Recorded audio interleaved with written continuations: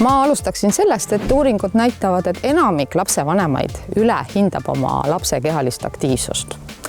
Ja kui me vaatame, milline tegelik seis on, siis me näeme seda uuringute põhjal, et rohkem kui pooled Eesti koolilastest ei liigu piisavalt. Ja mida siis teha? Tooksin esile 5 märksõna. Esimene koolitee, teine õueaeg, 3. mitmekesisus, 4. perega koos ja 5. leia lahendused koos lapsega. Nii et iga lapse koolipäev võiks alata sellest, et ta vähemalt osa koolitees saab liikuda aktiivselt, olgu see siis kas jalgsi või rattaga. Koolipäeva jooksul võiks olla igal lapsel võimalus viibida õues, õue vahetunnis ja siin saab lapsevanem olla ka koolile abiks.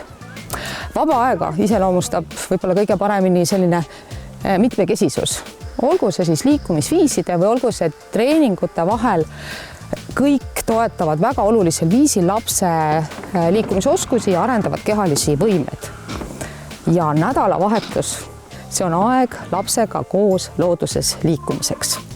Kõike neid eelnevaid võiks arutada ka koos lapsega ja küsidagi, et mida sulle meeldib teha, millised liikumistegevused sulle meeldivad, mida sa tahaksid juurde õppida. Ja märka ja tunnusta oma last selles.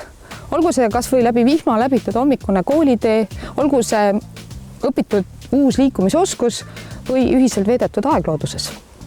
Seega toeta, märka ja tunnusta.